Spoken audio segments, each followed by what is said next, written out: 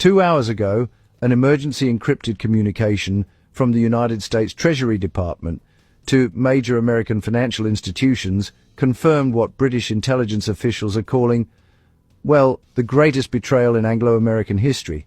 President Trump, bypassing standard diplomatic channels and ignoring urgent warnings from his own State Department, ordered the immediate freezing of $680 billion in British institutional assets held within the American financial system. Not sanctioned, not restricted, frozen. As if the United Kingdom were Iran, as if Britain were North Korea, as if the nation that has been America's most reliable ally for over a century had suddenly become an enemy state overnight. No NATO consultation, no congressional authorization, no warning to the Prime Minister, just a unilateral presidential order weaponizing the global dollar system against the country that literally invented the special relationship. The shockwave hit the City of London at 7:11 in the morning, Greenwich Mean Time. British pension funds managing retirement savings for 17 million citizens suddenly couldn't access their United States holdings. UK insurance companies discovered their American investment portfolios were locked. British sovereign wealth funds found themselves cut off from dollar-denominated assets they've held for decades. Singapore financial analysts detected the anomaly first, then Zurich, then Tokyo. By the time New York pre-market trading began, the Chancellor of the Exchequer was already in emergency session with the Bank of England governor. Trump's strategy was brutally simple: strangle Britain's access to dollar liquidity, trigger a financial crisis in London, and force Starmer into complete submission before British citizens could even comprehend what was happening. His advisors told him Britain would need 72 hours minimum to mount any response. They got 2 hours before Starmer had already launched the most comprehensive counterattack in modern financial warfare history. But first, if this is the only channel delivering unfiltered truth at this level, smash that subscribe button right now and hit like. It costs you nothing, and it guarantees this coverage continues. Now let's be absolutely clear about what freezing a G7 nation's assets actually means. When the United States locks Britain out of the dollar system, it's declaring financial war on the world's sixth largest economy.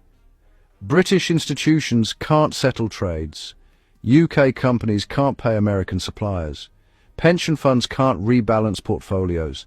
It's economic suffocation designed to trigger immediate systemic collapse. No bombs, no public justification required, just the raw power of dollar dominance applied with maximum force and zero accountability. The White House expected chaos in London within hours. They got the exact opposite. Starmer appeared on every screen in Britain, flanked by the Governor of the Bank of England, the Defence Secretary, and the heads of MI6 and GCHQ. His voice was colder than anything heard from a British Prime Minister in decades. He spoke for exactly 16 minutes, and every single word detonated like a bomb on Washington's assumptions. He opened with 7 words that made everyone in the Situation Room stop breathing. The Atlantic Alliance ended 2 hours ago. He revealed that British intelligence had detected unusual American financial positioning targeting Commonwealth assets going back 4 weeks. The Bank of England, in absolute secrecy, had already negotiated a £500 billion emergency liquidity framework with the European Central Bank, the People's Bank of China, the Bank of Japan, and Gulf sovereign wealth funds. Every pound of British assets Trump froze in America was already backed by non-dollar liquidity Britain could access instantly. Then came the retaliation. 5 actions that changed everything. Effective immediately, the United Kingdom is terminating the 1958 US-UK Mutual Defence Agreement. Every American military installation on British soil is now operating on borrowed time. RAF Lakenheath, RAF Mildenhall, RAF Croughton, the intelligence facilities at Menwith Hill, the nuclear weapons storage sites, 66 years of integrated military infrastructure finished. The United States has 120 days to remove all personnel, all aircraft, all weapons, and all intelligence equipment from British territory. Second, Britain is immediately withdrawing from all Five Eyes intelligence sharing arrangements that include the United States. GCHQ will maintain full cooperation with Canada, Australia, and New Zealand. The United States is permanently excluded. Every signal intercept, every cyber operation, every piece of intelligence British assets collect globally. Washington no longer has access. Third, the United Kingdom is nationalizing every American technology and financial asset operating on British soil.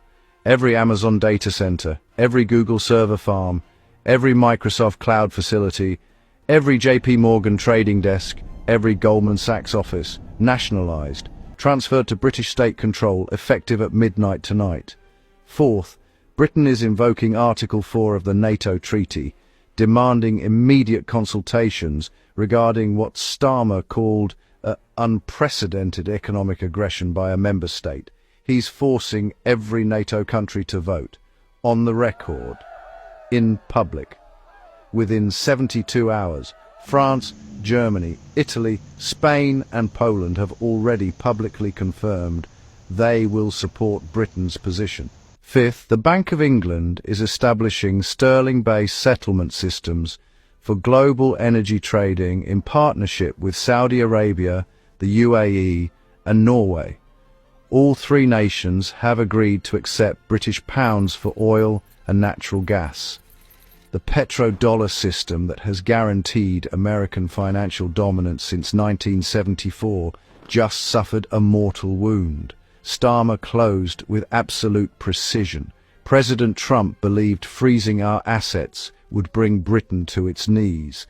Instead, he has brought the entire democratic world to a decision point.